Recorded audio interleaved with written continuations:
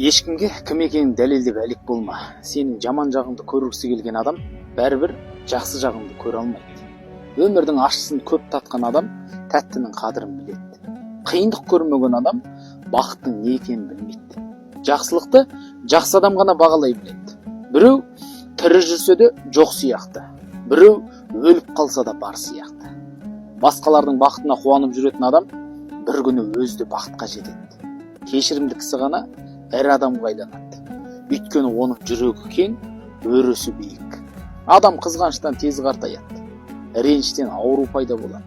Ашушаң жүдегіш келеді. Адамды тәрбиелейтін қаталдық емес, мейірім.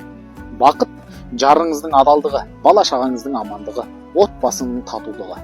Қадіріңді кетірме, ол сенің таптырмас байлығың. Көрсеткен құрметің үшін құрмет төлесін. Егер жақсы өмір сүргің келсе, жақсы адамдарды ізде. Ал жақсы